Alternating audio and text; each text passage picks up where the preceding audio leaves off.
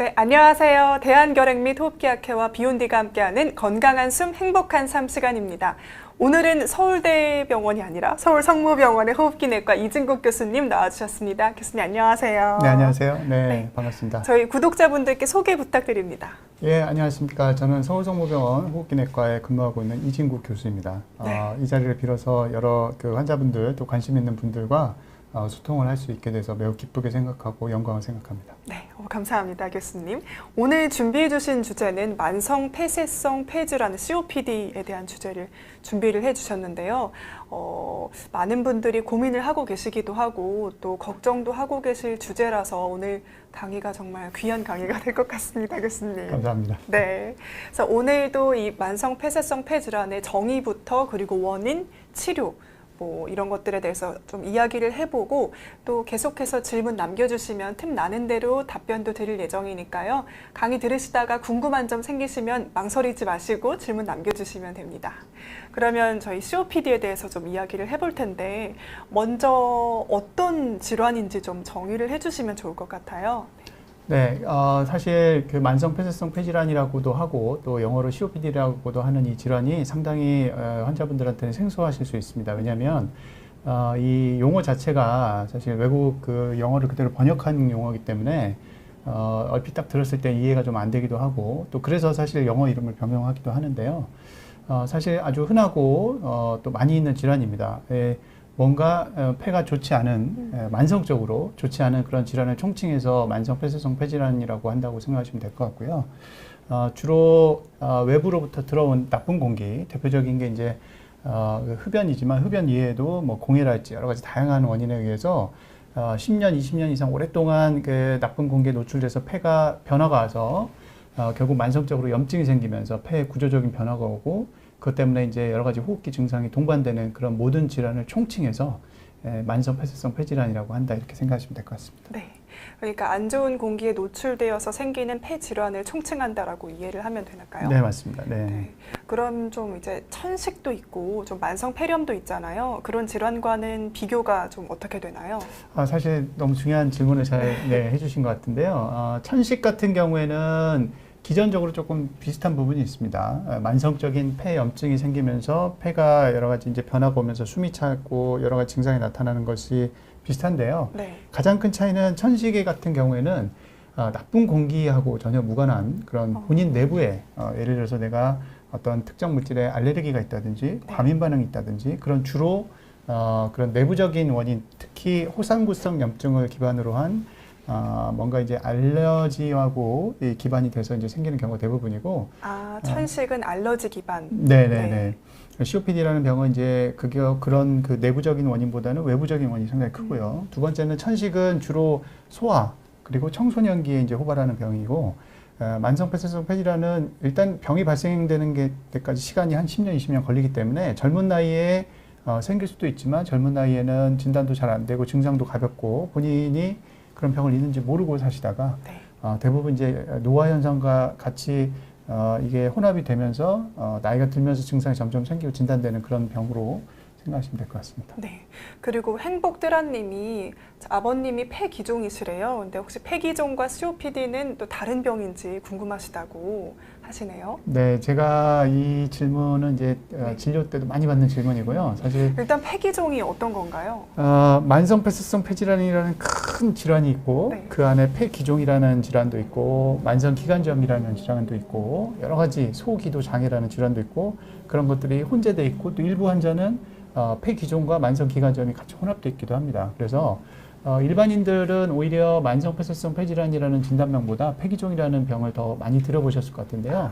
폐기종은 만성 폐쇄성 폐질환의 하나의 그런 하부 질환의 유형이고 주로 만성 폐쇄성 폐질환에 나타나는 그런 특징 중에 담배 연기나 이런 독성 가스 때문에 폐가 많이 손상을 받아서 원래 이제 그런 자그마한 그런 풍선 같은 헛박가리가 가득 차야 되는 장기가 파괴가 돼서 빈 공간으로 남고 그것들이 이제 공기가 차 있는 것을 폐기종이라고 이렇게 표현을 합니다. 그래서 폐기종인 만성 폐쇄성 폐질환이 맞는데 만성 폐쇄성 폐질환이라고 다 폐기종은 아니다. 그렇게 정리하시면 될 것 같습니다. 그건 네. 또 어려운데요.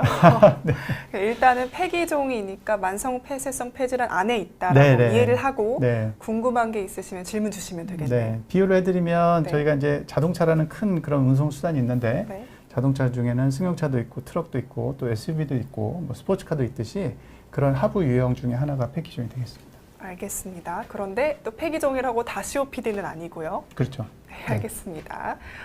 그리고 또 행복드라님이 증상에 대한 질문 주셨는데 어지러움을 호소하시는데 혹시 이게 폐질환하고 연관이 있는지도 질문 주셨어요.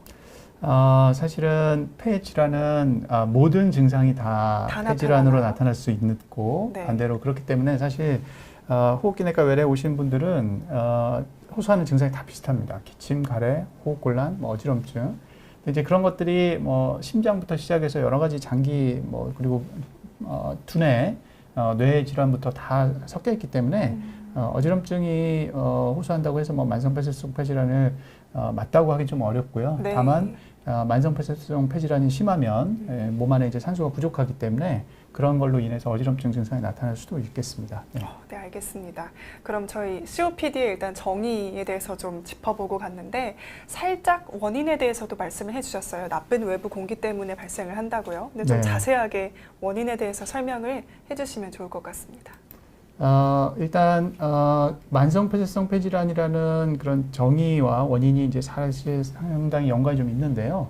원인을 알아야 이제 병을 알 수가 있습니다. 그래서 여기 이제 상당히 좀 잘 그려진 사파가 있는데요. 네. 저희 학회에서 만든 그런 Q&A 자주 하는 질문 그 안내 책자인데 실제 가장 중요한 원인은 담배입니다. 이 나쁜 공기를 오래 들이마셔서 생기는 병이기 때문에 흡연이 전 세계적으로 가장 큰 원인이 되지만 30% 정도 되는 환자분들은 사실 평생 담배를 핀 적이 없는 그런 환자분들이 COPD 현재 국내에 가지고 있습니다. 그래서 실내 대기오염, 예를 들어서 이런 방 안에서 뭔가 이제 이 환기가 잘 안 된 상태에서 요리를 한다든지 난방 기구를 이제 과하게 튼다든지 그런 것도 상당히 원인이 될 수가 있고 또 대기오염도 최근에 이 만성 폐쇄성 폐질환을 일으키는 걸로 여러 가지 역학 연구에서 밝혀지고 있습니다. 그리고 우리나라에서 이제 상당히 좀 중요한 이슈 중에 하나가 결국에는 이제 예전에 개발도상국, 후진국에서 이제 선진국으로 가면서 사람들이 이제 공기도 신경을 많이 쓰고 건강 많이 신경을 쓰는데 그게 이미 좀 시기가 많이 지났다는 게 너무 안타깝죠. 왜냐하면 이 병이 생기는 그 노출의 그 시기와 네. 병이 실제 생겨서 발현하는 시기 사이에 한 20년 정도의 시간차가 있습니다. 그래서 내가 지금 내 공기를 깨끗하게 하고 내가 담배를 끊고 이런 것들을 관리를 한들 이미 10년, 20년 전에 나한테 노출됐던 나쁜 공기들이 병을 일으키는 거죠.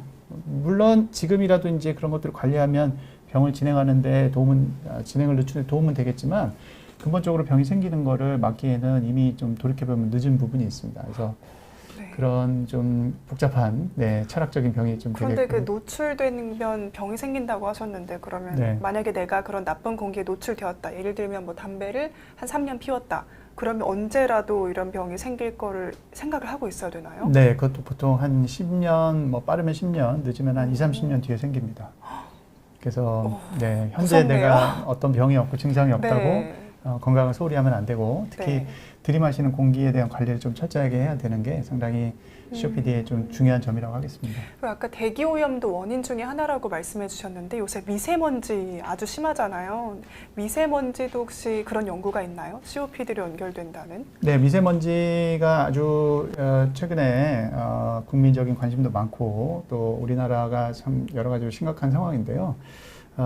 선진국에서 이제 여러 가지 연구를 통해서 미세먼지 농도가 많이 노출이 되면 COPD 환자분들이 호흡곤란 발작이 온다든지 폐기능이 더 빨리 떨어진다든지 병의 진행을 급속화시키는 한다는 그런 연구들은 이미 이제 오래 전부터 많이 발표가 됐고요. 네. 최근 한 2, 3년 전부터 이제 외국에서 여러 가지 그런 연구의 그런 그 기술들이 좋아지면서 예를 들어서 10년, 20년간의 미세먼지 데이터를 분석을 할 수 있게 되고 빅데이터를 활용해서 그 지역에 사는 공기가 좋은 지역에 사는 사람들과 나쁜 지역에 사는 사람들의 COPD 유병률을 비교한다든지 이런 여러 가지 방법을 통해서 최근에 이제 정설로 자리 잡고 있는 거는 진행뿐만 아니라 이 공해, 특히 미세먼지가 COPD 발생에도 큰 기여를 한다는 게 거의 정설로 지금 자리 잡히고 있습니다. 그래서 이제는 제가 좀 그런 네. 부분을 확신 있게 교수기 때문에 저는 이제 근거 기반으로 해서 말씀을 드릴 수밖에 없는데 그런 것들이 이제 확실히 좀 자리 잡고 있기 때문에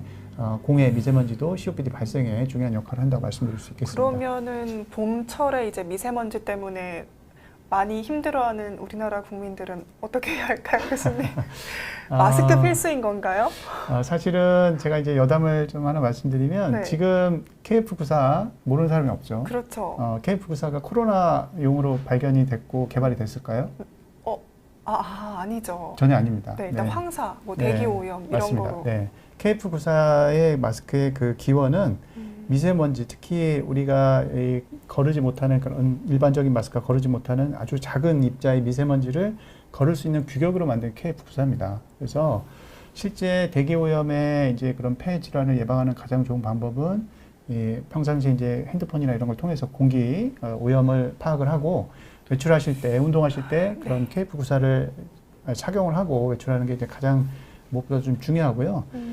두 번째는 사실은 이게 이제 어떤 개인이 하기에는 한계가 있기 때문에 우리가 공기라는 거는 어린이부터 노인분들까지 숨을 안 쉴 수 없기 때문에 노력만으로는 안 되는 부분이 있어서 결국 어떤 나라가 해야 되는 부분이 있고 그것도 한 나라가 아닌 왜냐하면 그렇죠. 뭐 공기는 뭐 주변 국경선이 없지 국가한테 않습니까? 너무 영향도 네. 많이 받고요. 네. 그래서 여러 나라들이 협업을 해서 이 관리를 해야 되는 부분이 있습니다. 그래서 실제 정부에서도 그런 부분에 많은 노력을 기울이고 있고 최근에 또 환경부에서 그런 그 COPD 미세먼지 관련해서 이 원인을 규명하고 예방법을 만들기 위해서 또 거액의 그런 연구비를 이 투자를 해서 또 여러 호흡기 선생님들이 그 연구에 참여하고 저도 개인적으로 이제 참여하고 있습니다. 네. 교수님 앞으로 더 바빠지시겠네요. 네네네. 네, 고수진 님이 교수님 타이가 잘 어울리신다고 아유, 멋지시다고 고맙습니다. 댓글 남겨주셨습니다. 여담으로 이 타이는 제가 선물 받으신 아니요, 건가요? 아닙니다. 중요한 그런 회의가 네. 있었는데 깜빡 넥타이를 놓고 가가지고 네. 급하게 그 회의장 앞에서 제가 그냥 눈에 보니까 아무거나 골라서 샀는데 아 정말요? 네, 좋게 봐주셔서 감사드립니다. 급하게 네. 사신 것 치고는 잘 어울리신다고 네. 칭찬까지 해주셨네요. 맞습니다. 네네네. 감사합니다, 고수진님. 네, 그래서 원인에 대해서 또 얘기를 해주셨는데요. 또 이어서 준비해주신 내용들 설명을 해주시면 좋을 것 같아요. 네, 좋은 연구 결과 2021년도에 전 세계에서 가장 유명한 그 호흡기 연구와 관련된 그 논문에 발표된 내용이고요.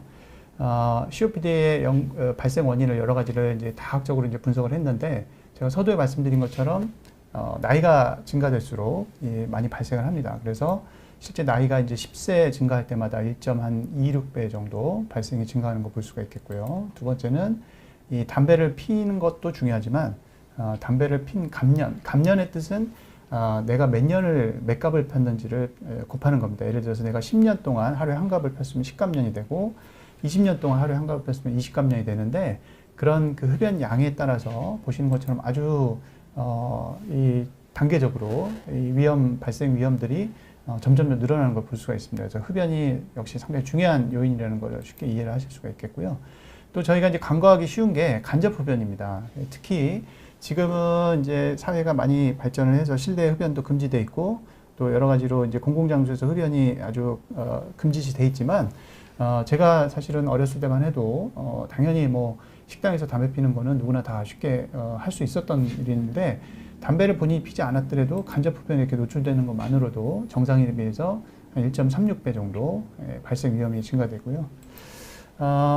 결핵이 또 상당히 저희 나라에서 중요한 요인이 됩니다. 결핵이라는 병이 걸렸을 때 내 폐를 망가뜨리는데 그 망가뜨린 그 후유증이 나중에 10년, 20년, 30년이 지나서 만성 폐쇄성 폐질환으로 발현을 합니다. 그래서 결핵에 걸렸고 결핵에 과거력이 있다는 사실만으로도 네. 1.85배 이상 이렇게 증가를 하게 됩니다. 그리고 이 결핵도 마찬가지로 내가 담배를 지금 피는 게 10년, 20년, 30년 후에 만성 폐쇄성 폐질환이 생기는 것처럼 결핵에 걸려서 치료를 잘 받고 완치가 됐더라도 그 나이 때 생기는 게 아니고 아주 보통 10년 이상 후에 발현이 되기 때문에 우리나라에서 상당히 좀 중요한 그런 요소로 꼭 좀 기억을 하셔야겠습니다.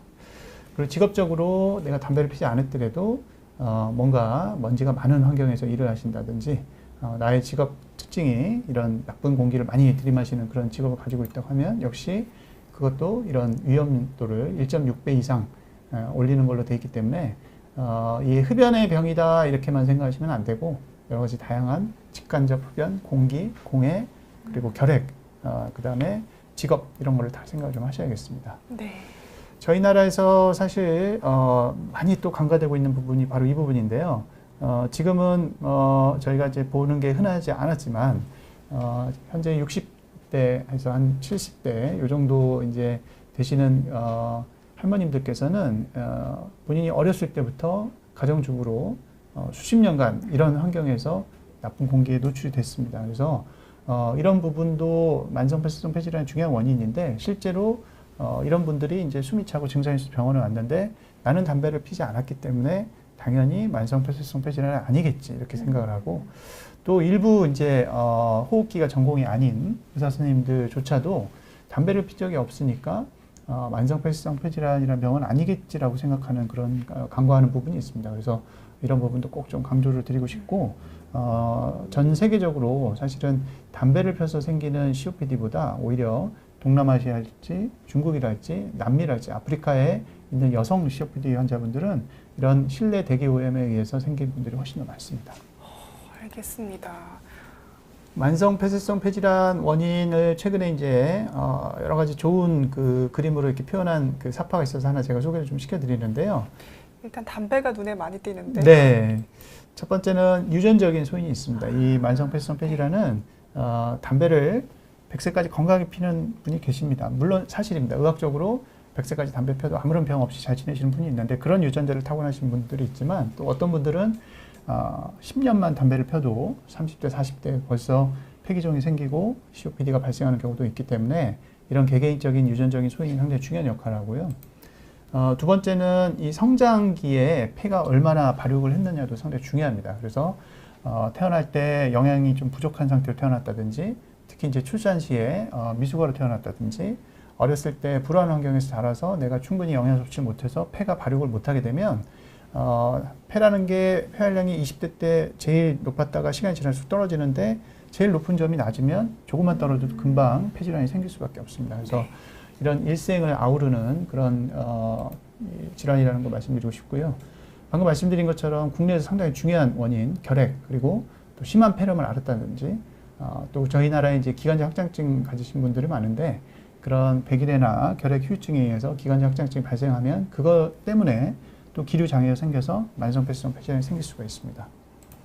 아까 눈에 확 들어온다고 하셨던 네, 직간접 흡연, 직간접입니다. 직접이 아니고 간접도 포함되는 개념이어서 간접 흡연자분들도 항상 이런 부분 꼭 생각을 해주시고 마지막으로 실내외 대기오염이 간과되기 쉬운데 좋지 않은 공기를 직업적으로 아니면 환경적으로 내가 사는 뭐 환경이 고속도로 근처에서 계속 매연을 들이마신다든지 이런 부분도 만성 폐쇄성 폐질환의 원인이 되기 때문에 이런 부분을 잘 숙지하시면 좋을 것 같습니다. 네, 일단 원인들 중에서 일단 내가 예방을 할 수 있는 거는 금연. 피그말리온 효과님도 얘기해 주셨는데요.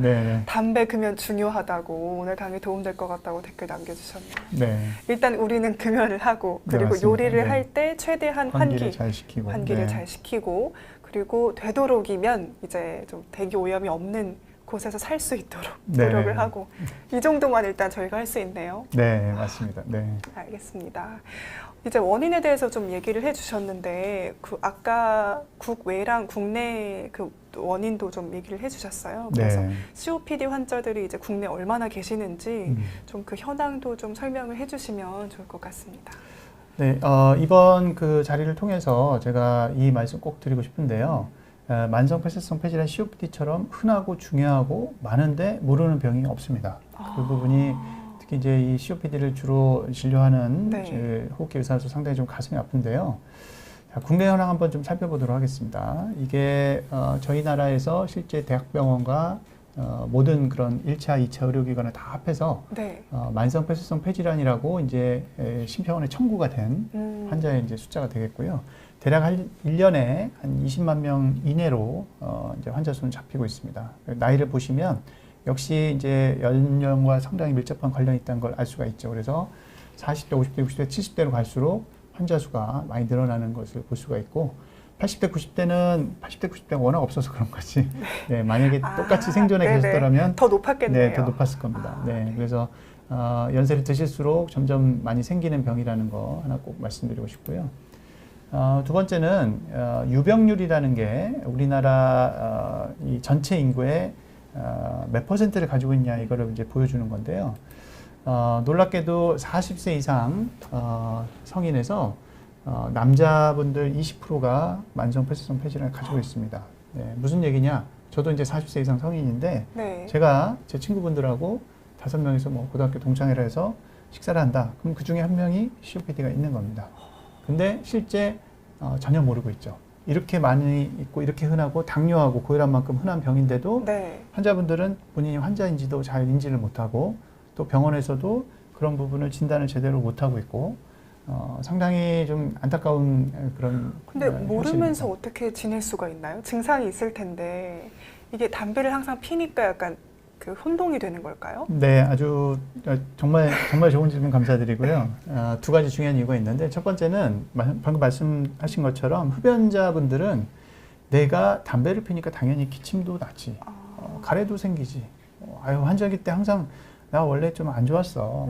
이 담배 때문에 그렇지. 이렇게 생각을 하는데 그게 아니라 이미 만성 폐쇄성 폐질환의 초기 상태고 네. 그런 변화로 인해서 생기는 증상들인데 그거를 단순히 그냥 담배 때문에 그러려니 우리나라 공기가 안 좋아서 그러려니 네. 환절기니까 내가 남들보다 좀 기침가를 오래 한다 이렇게 생각하시는 경우가 많은데 그런 선입관이 상당히 좀 잘못된 선입관이고요. 두 번째는 이게 이제 노인에서 호발하는 질환이다 보니까 노인분들께서 숨이 차고 호흡기 증상이 있는데 아유 나이가 들어서 그런가 보다. 노안이야 뭐 이렇게 생각하는 경우가 많습니다. 그래서 네. 그런 선입견을 반드시 좀 깨셔야 되고요. 네. 특히 이제 40세 이상에서 이 유병률이 이렇게 나왔는데 65세 이상은 남자는 46%입니다. 거의 절반이네요. 네. 이게 왜 그러냐면 우리나라 65세 이상 되시는 남성분들의 흡연율이 70%. 70%요? 전 세계 저희가 3위까지 올랐었습니다. 네, 지금도 이 남성 흡연율이 40% 정도밖에 안 되지만 그것도 OECD 국가 중에는 제일 높은 편이고 한때 이제 70% 됐을 때는 전 세계에서 3위에 해당됐던 그런 나라이기 때문에 대한민국의 지금 65세 이상 남성분들은 담배를 누구나 다 군대 때부터 시작해서 10년, 20년 정도는 기본으로 네. 피셨던 경우가 거의 대부분입니다. 그렇기 때문에 이런 46%, 46.8%라는 어마어마한 그런 유병률이 나오는 거고요. 네. 여성분들은 아까 말씀드린 것처럼 그런 그 실내 대기오염, 요리할 때 아궁이나 연탄이나 이런 걸 지푸라기나 나무를 떼서 난방 취사를 많이 했기 때문에 15% 정도의 유병률을 보이고 있습니다. 그래서 전체 65세 이상 성인의 3명 중에 1명이 만성 폐쇄성 폐질환을 가지고 있습니다. 네. 그러니까 성별을 나누고서라도 일단 65세 이상에서 거의 30%인 거잖아요. 네, 맞습니다. 네. 그러니까 상당히 나도 그러니까 숨이 차고 이러면 COPD일 수 있겠다라고 의심을 네. 해볼 수도 있겠네요. 특히 집안에 계시는 어머님, 아버님 호흡기 증상 있으면 꼭 병원에 모시고 가셔서 네. 검사를 한번 받아보시길 근데 이 권고드리겠습니다. COPD가 좀 제가 일찍 질문을 드리는 걸 수도 있는데 폐암하고 좀 연관이 되나요? 네네. 그 COPD하고 폐암은 뗄래야 뗄 수 없는 관계인 게 COPD의 원인 중에 대부분이 또 폐암의 원인하고 겹치기 때문에 결국 COPD가 있는 분들은 폐암이 많이 생깁니다. 그 부분은 제가 따로 좀 자료를 준비해서 조금 이따 다시 한번 갑자기 궁금해졌습니다. 네, 말씀 좀 드리겠습니다. 네. 저희 나라 이제 현황을 말씀드리면서 또 이제 또 한 번 제가 우울한 말씀 좀 드려야 되는데 만성 폐쇄성 폐질환이라는 병은 나쁜 공기를 오랫동안 들이마시면 생긴 병이어서 나쁜 공기 대신에 이제 약을 집어넣어야 됩니다. 집어넣는 방법은 여기 그림에서 보시는 것처럼 들이마시는 흡입제를 써야 되고요. 흡입제를 처방하면 저희 나라 특히 이제 연세 드신 분들은 무슨 약같지도 않은 것을 나한테 주려고 하냐, 먹는 알약을 내놔라 이렇게 요청을 하시는데 장난 같은 느낌이 드니까요. 네. 전혀 그렇지 않고 흡입제 이제 효과는 여기 보시는 것처럼 이 병이 있는 곳에 직접 약을 집어넣기 때문에 적은 양으로도 병이 있는 곳에 직접 약이 전달돼서 효과가 매우 좋고 두 번째는 내가 약을 먹어서 이 기관지 폐까지 도달하기 위해서는 95% 이상이 다른 데로 가고 실제 먹는 약의 5% 미만이 실제 효과를 나타내게 되는데 흡입을 시키면 거의 대부분이 폐로 가고 아주 일부분만 입이나 목에 좀 묻기 때문에 부작용이 훨씬 적습니다. 그래서 실제 같은 성분의 같은 약의 한 500분의 1 정도 양으로도 더 효과는 좋기 때문에 흡입제를 반드시 써야 되고 우리가 이제 눈이 아파서 안과를 가면은 안약을 처방을 하고 네. 피부에 병이 있으면 연고를 처방한 거하고 정확하게 같은 이치고 같은 원리인데 유독 우리나라 환자분들이 흡입제에 대한 반감이 있습니다. 네, 그래서 그런 이유로 이 정확하게 제대로 치료를 받아야 되는 그런 그 치료제가 상급 종합병원에서는 그 3년 동안의 이제 그런 처방 데이터인데요. 그래도 90%, 80%에서 90% 되는 환자분들이 이 제대로 된 치료를 받고 있는데 1차 의료기관만 가도 이게 40% 전후로 떨어집니다. 그러니까 네. 실제 제대로 된 치료를 두 분 중에 한 분은 못 받고 있다는 거죠. 이게 상당히 저희가 해결해야 될 큰 문제고 저희 학회에서도 이런 부분을 개선하기 위해서 열심히 또 심평원과 함께 열심히 노력하고 있는데 보시는 것처럼 3년 동안 조금씩 개선은 되고 있지만 아직도 상당히 좀 갈 길이 멀다는 걸 좀 보여드리고 있고요. 그러니까 흡입제를 처방을 안 해주시는 건가요? 아니면 거부를 하는 걸까요? 환자분이 거부하는 것도 있고 네. 또 1차 의료기관에 계신 분들이 이제 흡입제를 처방하기 위해서는 폐기능 검사를 해야 되는데 폐기능 검사가 구비가 안 돼 있는 경우도 많이 네. 있어서 여러 가지 또 처방이 또 어렵고 또 하나는 진단이 어려운 거네요. 네, 또 하나는 또 우리나라의 그 진료 현실이 네. 3분 진료, 5분 진료의 현실인데 네. 흡입제를 처방만 하고 끝나는 게 아니라 흡입제 사용을 교육을 해야 됩니다. 이 뚜껑을 어떻게 열고 어디를 눌러서 어떤 식으로 들이마시라고 이런 거를 친절하게 좀 가르쳐 줘야 되는데 그 시간이 상당히 많이 소요가 되고 근데 그런 것들이 우리나라의 그런 짧은 시간에 많은 환자를 봐야 되는 진료 환경과 잘 맞지 않고 또 실제 이제 의사 선생님이 그런 부분을 여러 가지 노력을 통해서 교육을 하는 거에 대해 어떤 그 인센티브라든지 수가가 전혀 있지 않고 또 그렇군요. 마지막으로 사실 원래 이제 저희 그 약값에 그런 복약 상담료가 들어가 있어서 네.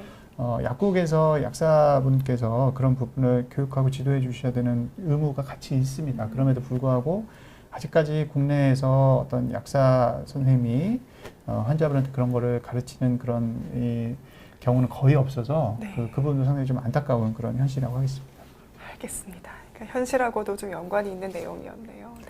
그다음에 이제 또 하나는 만성 폐쇄성 폐질환을 이제 진단하고 얼마나 병이 심한지 또 이 병이 좋아지는지 나빠지는지 보기 하는 검사가 이제 폐 기능 검사인데 이게 그 검사인가요? 맞습니다. 네, 그 폐 기능 검사라는 건 비유를 해드리면 저희가 이 당뇨를 진단할 때 혈당 피 검사에서 혈당을 재죠. 네. 혈당이 뭐 200, 300 나오면 당뇨가 있네 이렇게 진단하는 것처럼 폐기능 검사에서 폐기능이 정상적으로 내 나이 또래에 내가 나와야 되는 거에 20%가 부족합니다, 30%가 부족합니다 이러면서 이제 진단을 하게 되는데 이 폐기능 검사는 피 검사하고 달리 많이 복잡합니다. 보시는 것처럼 기계 모양도 좀 특이하게 생겼고 실제 어떤 폐기능 검사를 해야 되는 그런 기사나 또 의사 선생님들의 그런 수가 많이 부족하기 때문에 폐기능 검사가 잘 시행이 되고 있지 않다는 것도 네. 상당히 좀 중요한 문제입니다. 그래서 아까 보여드렸던 거하고 같은 그런 소스의 자료를 이용해서 또 소개를 시켜드리면 역시 동일하게 상급 종합병원은 만성 폐쇄성 폐질환 COPD 환자분들한테 1년에 한 번 이상 폐기능 검사하는 비율이 90%가 넘는데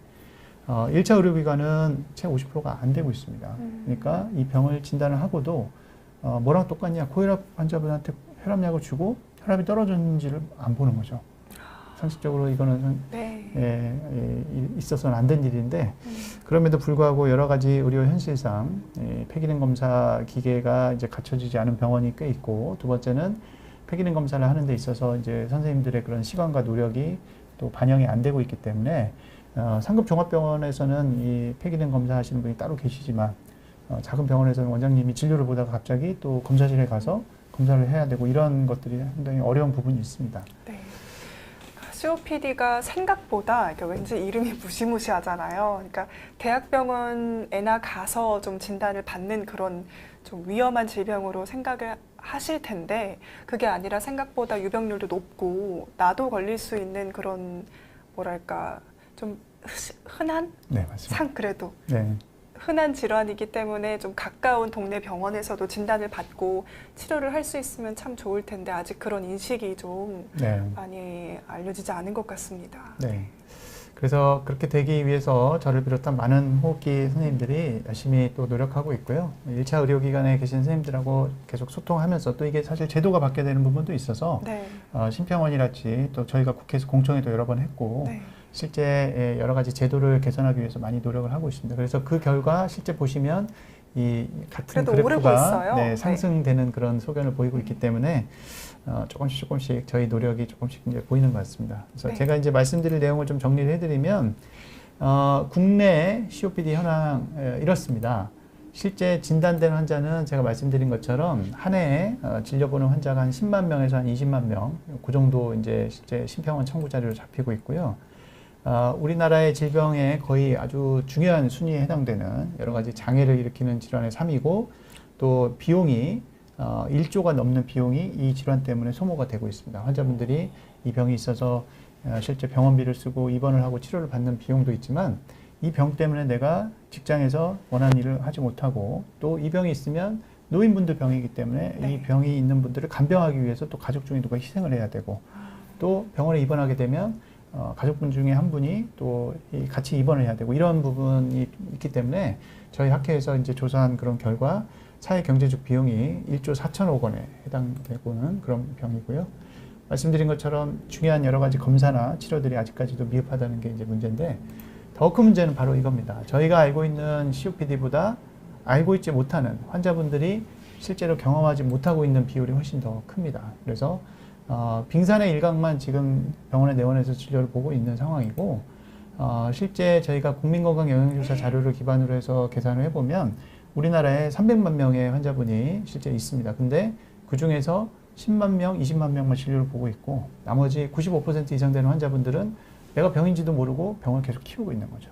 그런 분들이 나중에 심하게 진단이 돼서 더 이상 병을 치료하기 어렵고 아주 고통 속에 힘든 삶을 살 때 저희한테 나타나서 남은 5년, 10년을 힘들게 사시다가 돌아가시는 경우가 대부분이어서 이런 부분이 상당히 문제입니다. 그래서 폐기능 검사를 잘 하지 않고 있고 또 천식은 들어봤는데 폐기종은 들어봤는데 심지어는 폐기종이 그러니까요. 만성폐쇄성 폐질환인지도 잘 모르고 계시기 때문에 네. 이런 인지도가 낮은 부분이 이런 부분에 있어서 가장 중요한 원인이고 그런 부분을 높이기 위해서 역시 저희 학회에서 여러 가지로 노력을 하고 있는 중입니다. 네.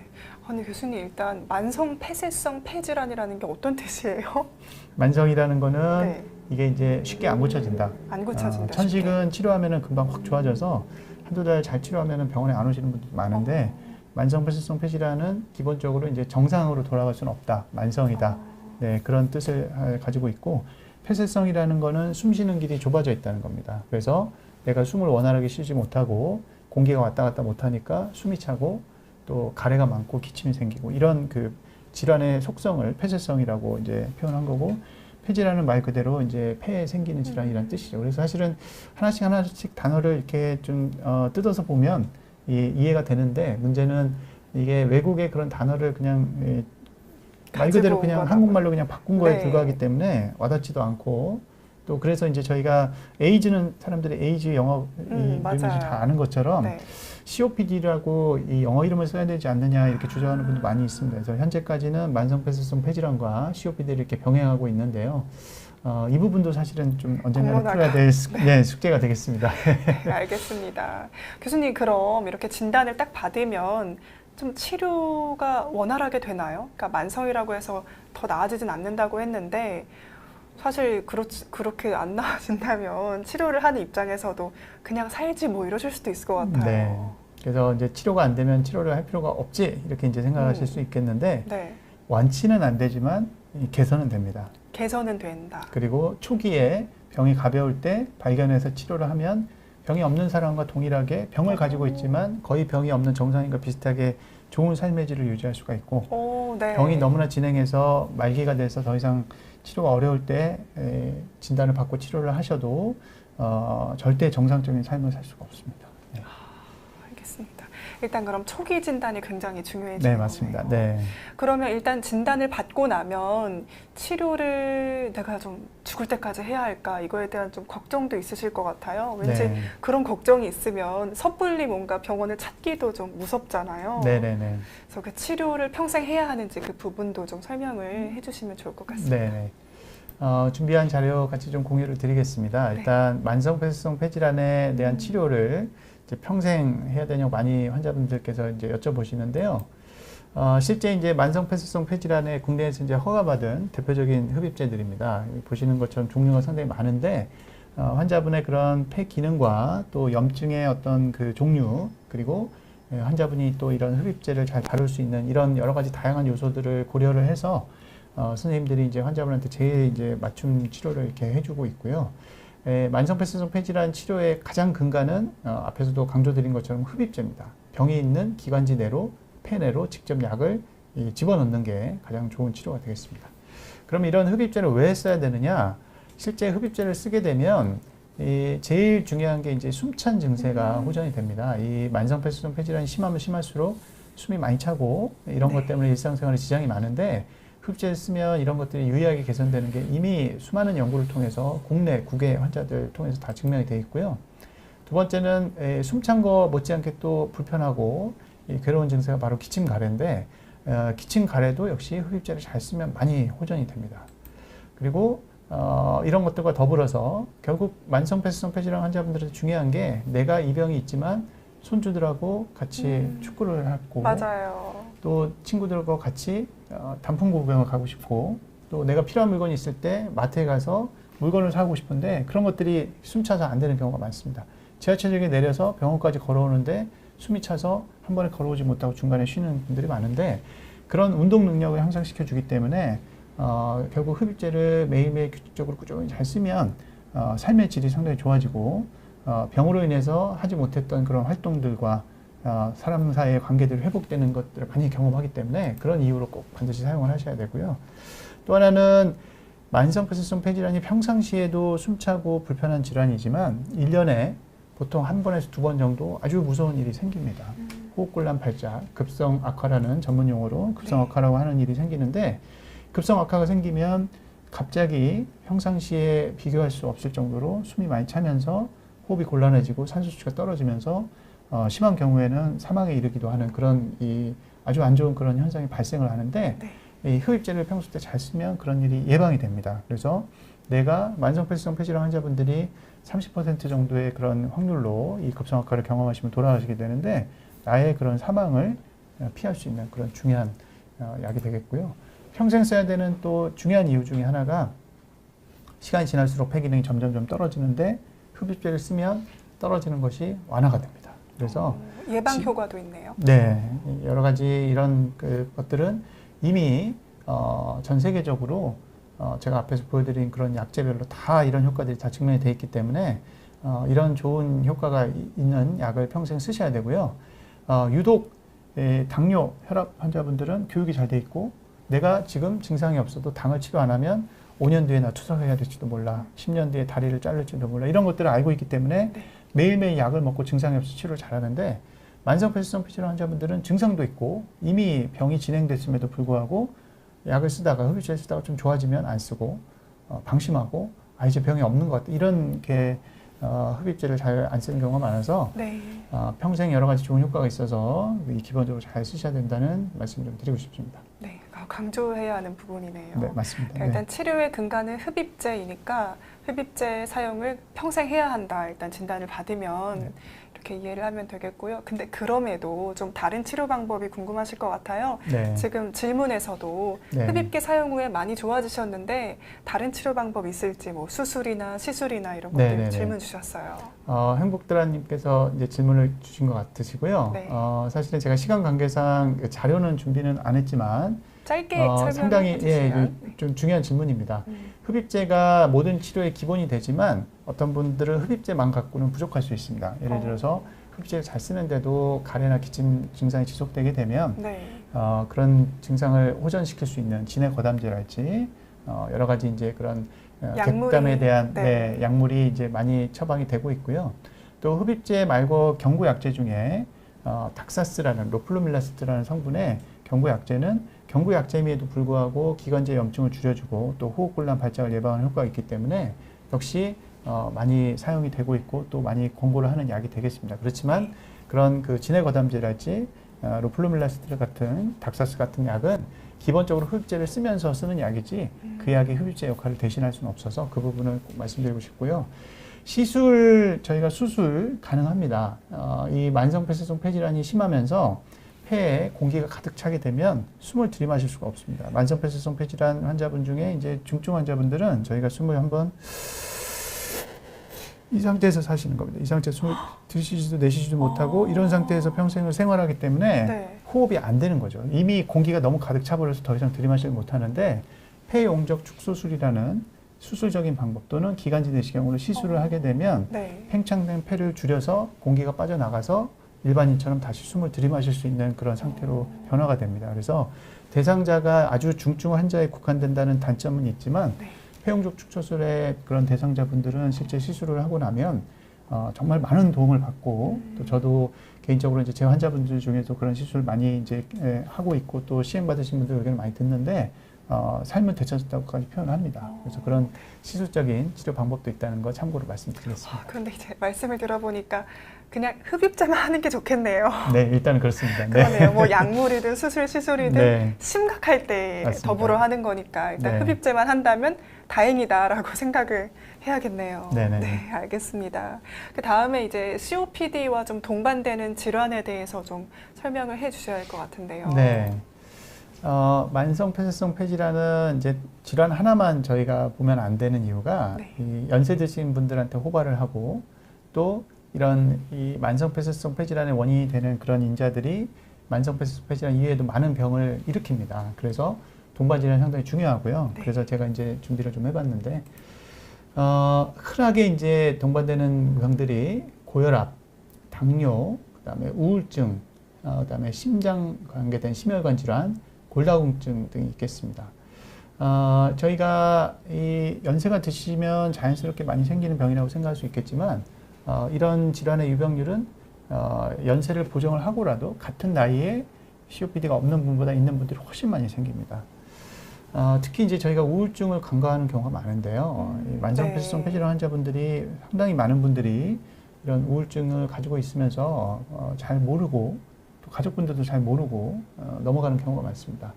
우울증이 생기는 이유는 인생에서 사람이 경험할 수 있는 가장 큰 고통은 숨찬 고통이라는 표현이 있습니다. 실제로 만성 폐쇄성 폐질환이 심하게 와서 숨이 차고 내가 활동을 못하게 되면 그 사실만으로도 상당히 심적으로 힘들죠. 어떻게 보면 그런 늘상이 5년, 10년 지속되다 보면 우울증이 안 생기는 게 오히려 희한합니다. 그래서 많은 그런 동반질환 중에 우울증을 간과하고 있는 경우가 많은데 환자분들 또 가족분들 잘 좀 생각하셔서 이런 환자분들에게서 그런 증상이 있으면 우울증을 꼭 좀 생각을 해주시고요. 다른 질환들도 적극적으로 이 건강검진이나 이런 걸 통해서 동반되지 않는지 한번 봐야 됩니다. 왜 만성폐쇄성 폐질환 환자분들이 여러 가지 동반질환이 많을 것이냐? 일단 첫 번째는 제가 서두에 말씀드린 것처럼 이 질환 자체가 소화 때 어떤 발육부터 시작을 합니다. 그래서 소화 때 발육이 안 되면 폐만 제대로 이 성장을 못하는 게 아니라 여러 가지 다른 이 장기들이 성장을 못하기 때문에 기본적으로 다양한 질환을 가지고 있을 위험성을 어렸을 때부터 이제 내포를 하고 있는 거고요. 흡연이나 공해가 심장질환, 그다음에 여러 가지 또 많은 당뇨, 혈압의 중요한 또 원인이 된다는 건 잘 밝혀져 있습니다. 그래서 이런 것들이 끊임없이 노출이 되기 때문에 만성폐쇄성 폐질환뿐만 아니라 다른 질환의 발생도 많이 올라가게 되고요. 만성폐쇄성 폐질환이 있으면은 결국 숨차서 운동을 잘 못합니다. 그렇죠. 운동 부족은 모든 성인병의 근본 원인이고 특히 당뇨, 고혈압, 심혈관계 질환의 아주 중요한 위험 인자가 됩니다. 30분씩 땀이 날 정도로 일주일에 3번 이상 운동을 해야 그런 병들이 예방이 되는데 COPD 환자분들은 그런 운동을 할 수가 없습니다. 그래서 그런 운동 부족도 이 다양한 질환을 일으키는 원인이 되고 마지막으로 이 만성폐쇄성 폐질환 자체가 노화하고 연관이 돼 있기 때문에 결국 노화 현상과 이런 것들이 같이 연합이 돼서 발생을 하게 됩니다. 그래서 실제 우리 숨쉬는 그 폐라는 거는 우리 몸에서 가장 많은 그런 혈액이 통과하는 그런 장기고요.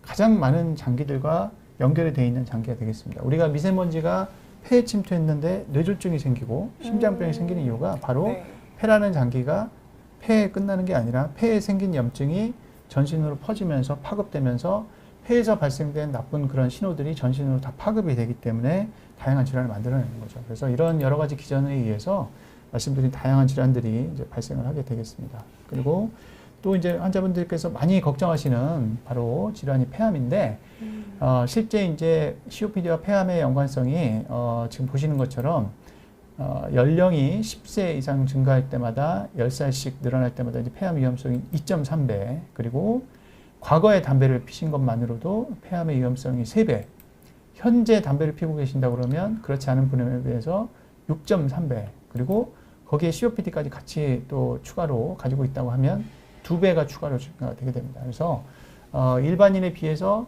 담배를 피든 안 피든 만성 폐쇄성 폐질환이 있다는 이유만으로도 위험성이 2배 이상 증가되고, 그런 분들이 현재 또 담배도 피고 계시고 나이도 많으면 폐암의 위험성은 기하급수적으로 증가하게 됩니다. 그래서 만성 폐쇄성 폐질환의 아까 제가 30% 정도의 사망 원인이 호흡곤란 발작을 말씀드렸는데, 나머지 30%의 원인이 심혈관계 질환이고 나머지 30%의 원인이 바로 폐암이 되겠습니다. 그래서 만성 폐쇄성 폐질환이 있는 분들은 저는 개인적으로 제 환자분들 모든 환자분들한테 2년에 한 번씩 정기적으로 폐암 검진을 하고 있습니다. 그런 것들을 본인이 이제 그런 누군가 챙겨주지 않으면 내가 담배를 폈고 현재 또 피고 있고 만성 폐쇄성 폐질환을 가지고 있으면 적어도 2년에 한 번은 저선형 CT를 찍어서 폐암 검진을 반드시 하도록 강력하게 권고를 드립니다. 이미 그런 부분은 전 세계 모든 그 나라에서 다 권고가 되고 있는 상황이고, 저희 나라는 또 이 세계적으로 이 의료 환경이 좋은 나라에서 의료 질은 높으면서 비용이 싸서 이 폐암 검진 받는 비용이 상당히 쌉니다. 이 저선형 CT를 촬영하는 비용이 일반적으로도 이제 한 10만 원 이내이기 때문에 네. 누구나 다 부담 없이 이렇게 하실 수 있고요. 또 나라에서 흡연력 있고 연세가 있는 분들은 또 공당 검진에서 10,000원만 지불하시고 찍을 수 있게 또 지원을 해드리고 있기 때문에 관심 있으신 분들은 직접 찾으셔서 적극적으로 폐암 검진 꼭 받기를 권고를 드리겠습니다. 네. 감사합니다. 그리고 저희 준비한 내용이 이제 예방 접종, 이제 뭐 폐렴 예방 접종, 그리고 그런 것들 준비를 했는데요. 네네네. 이제 준비한 시간이 다가오는데 질문 올려주신 분들이 좀 있어서 네네네. 질문 먼저 받고 네. 그 다음에 좀 가볍게 얘기해 주시면, 간단하게 알겠습니다. 얘기해 주시면 좋을 것 같습니다. 네네네. 먼저 준님께서 혹시 COPD인지 증상에 대해서 좀 적어주셨는데, 평상시 호흡은 괜찮으시대요. 근데 심호흡을 하거나 조금 이제 운동을 하면 뭔가 눌리는 상태에서 호흡하는 것까지 답답하시다고 하네요. 예전에 뭐 성면에 노출되신 적이 있나 보신데, 이런 경우는 교수님 어떻게 봐야 할까요? 네, 그 말씀 들어봐서는 만성 폐쇄성 폐질환 COPD를 충분히 의심할 만한 상황이고요. 네. 왜냐하면 이제 이 말씀드린 것처럼 뭔가 좋지 않은 나쁜 그런 이 공해나 이 외부 물질을 들이마셔서 생기는 병이기 때문에 이 질문하신 분께서 성면 노출이 분명히 있었다고 하시면 이 만성 폐쇄성 폐질환이 생길 위험성이 일반인보다 훨씬 높습니다. 그래서 증상도 이 호흡이 원활치 않고 특히 숨이 끝까지 안 쉬어지는 것 같고, 그게 이제 대표적인 이 증상 중에 하나이기 때문에 가능성은 충분히 있으신 것 같고, 네. 폐기능 검사를 해보면은 또 진단할 수 있기 때문에 가까운 병원에서 폐기능 검사 한번 권고를 드립니다. 그리고 참고로 성면 관련해서는 저희 나라에서 성면 폐질환 구제 제도라는 게 있습니다. 그래서 어떤 직업적으로 성면에 노출되는 직업이 규명만 잘 되면 성면에 의해서 중피종이랄지 아니면 성면 폐증이랄지 폐기능 장애가 발생을 하면 나라에서 그거를 피해 구제하는 제도가 있기 때문에 그런 부분도 한번 좀 생각을 해보시고, 네. 그거에 대한 진료는 직업환경의학과라고 또 전문으로 이 평면 폐질환을 보시는 선생님이 계십니다. 그래서 호흡기내과 내원하셔서 폐기능 검사 받아서 COPD가 있는지 확인해 보시고, 직업환경의학과 방문하셔서 혹시 내가 이런 성면 폐질환 피해 구제 대상이 되는지도 한번 보시면 좋을 것 같습니다. 네. 자세하게 어떻게 해야 될지 말씀해 주시니까 질문해 주신 입장에서는 너무 감사할 것 같습니다. 네, 감사합니다, 교수님. 그리고 겨울향기님께서 어머니 연세가 79살이신데 술, 담배 일단 안 하셨고요. 근데 우울증약, 혈압약을 오래 드시고 또 스트레스도 좀 심하셨대요. 네, 지난주에 이제 병원을 가니까 폐 엑스레이에서 암이 좀 의심되셨나 봐요. 네, 근처 종합병원을 가니까 폐에 물이 찬 거 빼고 폐암 말기인 것 같다고 이야기를 하셨는데, 폐암 원인 중에 성면 노출이 있을지랑, 그리고 폐암 초기에서 사기까지 진행되는 기간이 어느 정도일지를 문의드린다고 하시네요. 예, 이제 성면 노출에 의한 그 폐암은 이제 악성 종피종, 중피종이라고 네. 이제 그 흉막에 생기는 병이 이제 직접 관련이 있고요. 또 사실은 성면이 아니더라도 또 비흡연자 분이라고 할지라도 나쁜 공기를 오래 들이마셨다든지 특히 실내외 대기오염 이런 거에 의해서 폐암이 생길 수가 있습니다. 특히 동양인 여성분들한테 평생 흡연을 한 적이 없는데 네. 폐암이 생기는 경우가 상당히 자주 있어서 저희도 상당히 좀 환자분께 좀 안타까운 부분을 많이 보고 있고요. 지금 어머님 말씀 주셨는데 술, 담배 안 하셨다고 해도 공기는 내가 어떻게 조절을 못하기 때문에 아마 그런 대기 오염이 원인이 되지 않았을까. 실내 대기 오염, 환경 오염 가능성이 있을 것 같고, 특히 이제 그런 심장 질환이 있었다는 것 자체도 이 기저로 이제 만성 폐쇄성 폐질환을 가지고 있을 가능성을 시사를 하는 겁니다. 암이 이제 조금 늦게 진단이 되셔서 좀 안 좋은 상황이 되신 거에 대해서는 저도 상당히 위로의 말씀 좀 드리고 싶고 안타깝고요. 그렇지만 폐암에 대한 또 전문 진료를 한번 추가적으로 좀 받아보시면 네. 예전에는 이제 4기 폐암이 되면 치료 방법이 없었지만 최근에는 좀 좋은 형태의 유전자를 가지고 있는 좋은 그런 타입의 그런 조직학적인 폐암은 4기라고 해도 여러 가지 표적 치료제를 통해서 상당 기간 또 잘 지낼 수 있는 방법이 있기 때문에 일단 저런 소견을 들으셨겠지만 그래도 한 번 더 전문 선생님한테 추가로 한번 찾아가셔서 혹시 뭐 표적 치료제나 또 이런 그 항암제가 아닌 이 새로 나온 최신의 그런 치료가 가능한지는 한번 문의를 하시는 게 좀 필요하다고 생각합니다. 네, 감사합니다.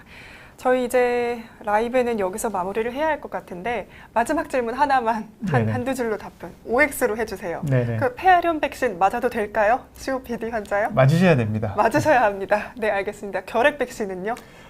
결핵은 아직까지는 백신이 없나요? 네, 네. 아직 명확하게 이제 있지는 않고요. 네. 사실은 이제 오늘 사실 이 시기 적절한 게 이번 주부터 무료 접종, 독감 무료 접종 시작합니다. 그래서 네. 폐렴 접종 편하실 때 아무 때나 한 번은 네. 꼭 맞아주시고 독감 접종도요? 독감 접종은 이때 딱 맞으셔야 됩니다. 알겠습니다. 10월 달에 무료 접종 대상자분들은 꼭 네. 반드시 맞아주시기 네, 부탁드리겠습니다. 알겠습니다.